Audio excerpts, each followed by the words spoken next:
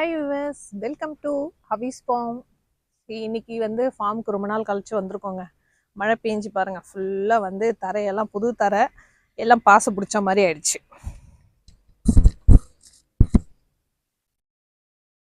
சரி, இப்போ வந்து நம்ம ஃபார்முக்குள்ள போலாமா?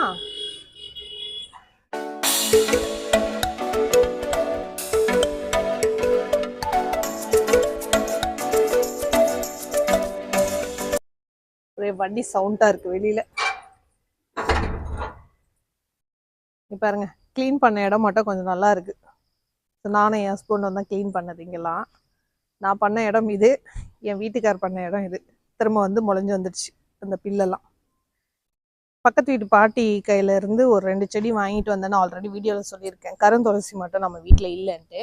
ஸோ இங்கே பாருங்க, சூப்பராக வருது, அழகாக நல்லா துளுத்து வந்துச்சு. குட்டி செடியாக தான் வச்சேன், நல்லாவே வருது. கொய்யா செடியுமே வந்து சூப்பராக வருதுங்க. இது பார்த்தீங்களா, சங்குப்பூ.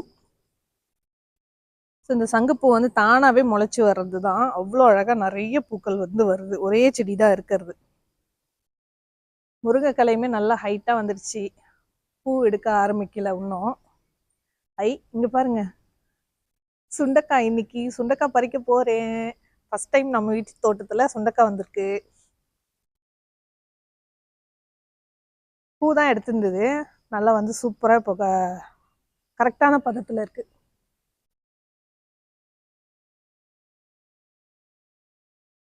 நம்ம வீட்டுக்கு தேவையான சுண்டைக்காய் நம்ம வீட்டு செடியிலேயே இருக்குது அப்படின்னா எவ்வளோ ஹாப்பியாக இருக்கும் பாருங்க.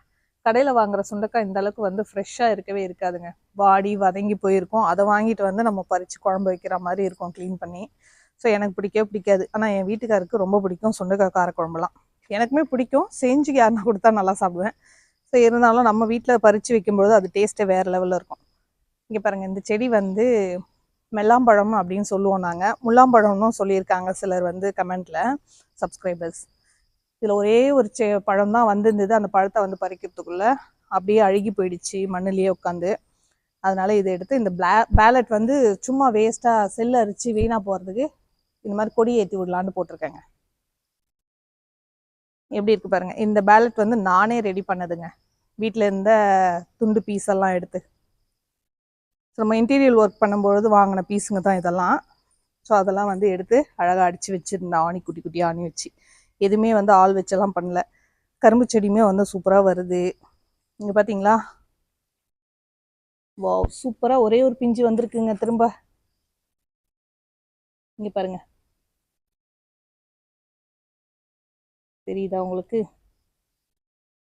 மெல்லாம்பழம். இது வந்து நான் என்ன காயின்னு தெரியல அப்படின்னு சொல்லியிருந்தேன். கடைசியில் அது பழம் பழுத்து வந்தப்போ தான் பார்த்தா அவ்வளோ வாசனையாக சூப்பராக இருந்தது. ஒரே செடி தான். இங்கே பாருங்க, இங்கேருந்து வர செடி தான் இப்படி படர்ந்து போயிட்டுருக்கு. இன்னொரு முக்கியமான விஷயம், போன ஷார்ட்ஸ் யாராவது பார்த்துருந்தீங்கன்னா தெரியும், சப்ஸ்கிரைபர்ஸ், நம்மளுடைய சப்ஸ்கிரைபர்ஸ்க்கு. இங்கே பாருங்க, இது எல்லாமே வந்து பீர்க்கங்காய் செடி. ஸோ இந்த பீர்க்கங்காய் வந்து ஒரு தனியாக அந்த காஞ்ச பீர்க்கங்காய் காய் வந்து போட்டிருந்தேன். அது உள்ளேருந்து முளைஞ்சு வருது அப்படின்னு சொல்லி காமிச்சிருந்தேன். பாருங்கள், இப்போ எவ்வளோ பெருசு செடியாக வந்திருக்கு. பார்க்க பாவக்காய் செடி மாதிரியே இருக்குது. என்னன்னே தெரியல, இந்த செடியை எவ்வளோ மெயின்டைன் பண்ணாலும் அது சுருங்கி சுருங்கி போயிட்டே இருக்கு. இது வந்து சாத்துக்கொடியா இல்லை லெமனான்னு தெரியல அப்படின்னு சொல்லியிருந்தேன். பப்பாளி செடி பிடுங்கி எடுத்து நட்டேன், ஓரளவுக்கு நல்லா வந்திருக்கு இப்போ தான். ஆனால் இலையெல்லாம் பழுப்பு நேரமாகவே இருக்குது, ஏன்னு தெரியல. நெல்லி மரம் பாருங்கள், சப்போர்ட்டுக்கு ஒரு கம்பு வச்சு, அது என்னது, கல் வச்சு நல்லா வந்து ஸ்ட்ராங்காக வந்து முட்டு கொடுத்துருக்கேன். இல்லைனா ஏதாவது கம்பு வச்சு தான் நட்டு விடணும்னு பார்த்தேன், எதுவும் கிடைக்கல. கம்பெல்லாம் வந்து அந்த செல் அரிச்சு ஒரு மாதிரி ஆயிடுச்சு. இங்கே பாருங்கள், மாஞ்செடிக்கு நட்டுருக்க கம்புமே அப்படி தான் ஆகுது, செல் அரிக்குது. ஸோ சும்மா இப்போதைக்கு சப்போர்ட்டுக்கு இருக்கட்டும்னு வச்சுருக்கேன் மாஞ்செடிக்கு. இது வந்து இமாம் பசன் மாஞ்செடி, நல்லா என்னுடைய ஹைட்டுக்கு மேலே போயிடுச்சிங்க. நான் எடுத்துகிட்டு வந்து வைக்கும்போது கம்மியாக சின்ன சைஸ் செடி. பார்த்தீங்கன்னா தெரியும். நம்மளுடைய வீடியோ ஃபஸ்ட்லேருந்து பார்க்குறவங்களுக்கு, நம்மளுடைய ஃபார்ம் ஸ்டார்ட் பண்ணதுலேருந்தே பார்க்குறீங்க அப்படின்னா கண்டிப்பாக வந்து உங்களுக்கு தெரியும் அந்த செடி எவ்வளோ பெருசு இருந்துச்சு அப்படின்னு. இது தங்கச்சி வீட்டில் இருந்து எடுத்துகிட்டு வந்த கொய்யா செடி. மொத்த இலைகளும் காஞ்சி கொட்டி அதுக்கப்புறம் துளிர் விட்டு இப்போ தாங்க அப்படியே ஓரளவுக்கு செட்டில் ஆகிருக்கு. கிட்டத்தட்ட இது எடுத்துகிட்டு வந்து வச்சு 5 மாதம் ஆயிடுச்சு. பெரிய சைஸ் செடியாகவே எடுத்து வந்தேன். இங்கே பாருங்கள், இதுக்கு மேலே இந்த கிளையெல்லாம் வந்து கட் பண்ணி விட்டுட்டேன்.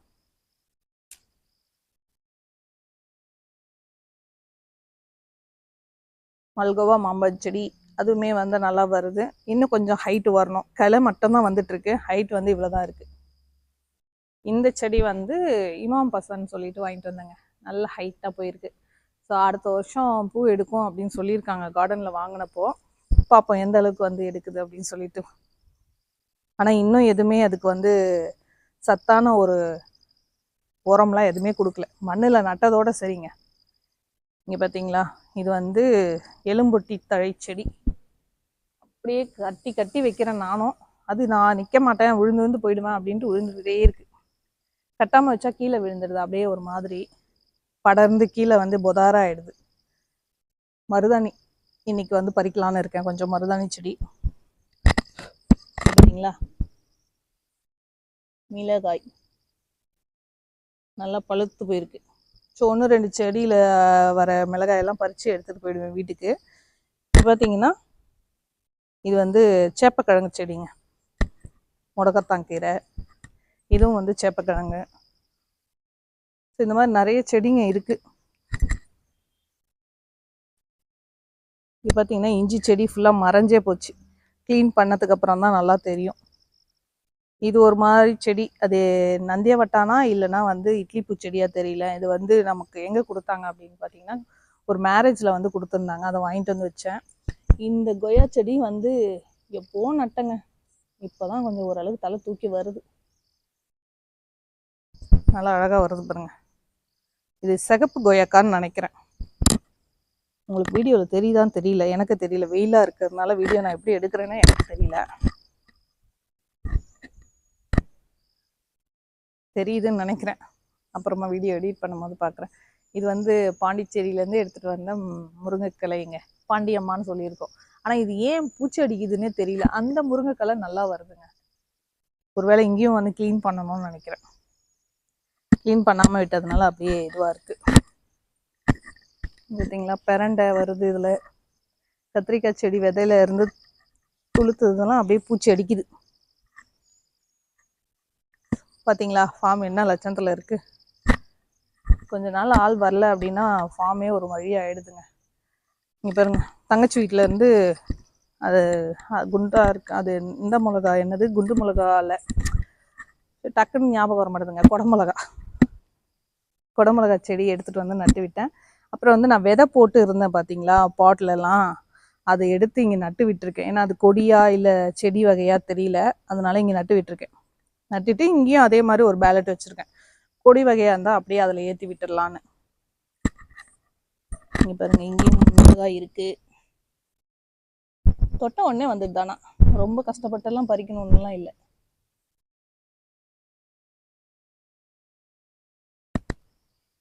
துளசி செடி,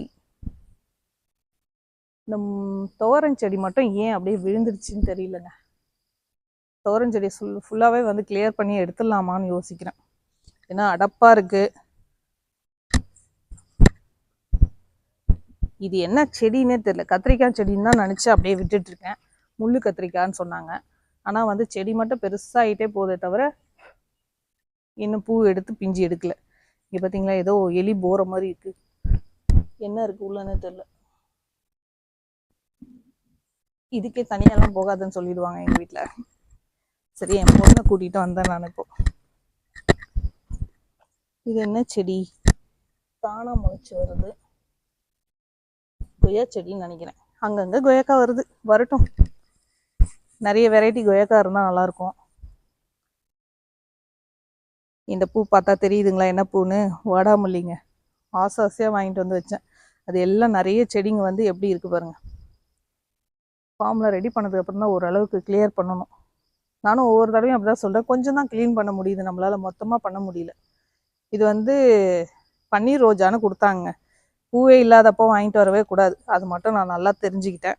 ஏன்னா பூ இருந்தால் தான் அது வந்து என்ன பூ, நல்ல செடியா அப்படின்றது தெரியும். செடியை மட்டும் பார்த்து நம்ம வாங்கிட்டு வந்தோம்னா பூ வரமாட்டேங்குது, இது மாதிரி இலைங்க மட்டும்தான் வருது. இவருங்க வராதனால பூ பூத்து காஞ்சே போச்சு. இந்த மாதிரி பூ பூத்து காஞ்சிடுச்சுன்னா அதெல்லாம் வந்து வச்சு வைக்கக்கூடாது. மல்லிச்செடி இங்கே ஒன்று இருக்குது, இது சாஞ்சிடுச்சு இல்லையா, இது அப்படியே வெட்டி எடுத்துடலான்னு இருக்கும்.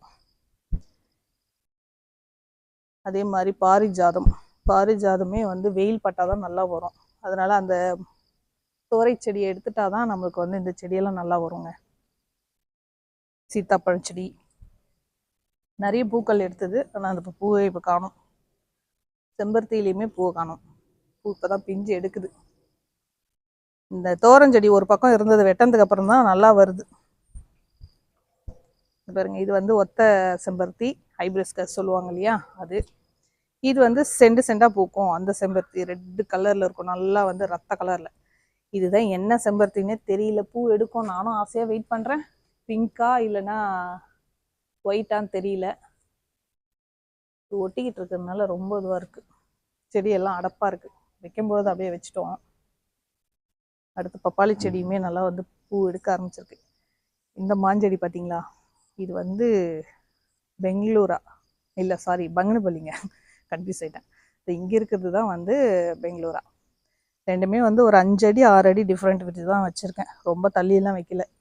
அதேமாதிரி ஆவாரம் பூவுமே வந்து நல்லா வந்து பிஞ்சு எடுக்க ஆரம்பிச்சிருக்கு, பூ எடுக்க ஆரம்பிச்சிருக்கு. பிஞ்சின்னிட்டேன், சாரி. ஆனால் அந்த பூக்கள் திரும்பி மறுபடியும் கொட்டிடுதா இல்லை ஏதாவது சாப்பிட்டுடுதா தெரியல. இது பாருங்க, நம்ம வீட்டில் முறையாக ஆவாரம் பூ,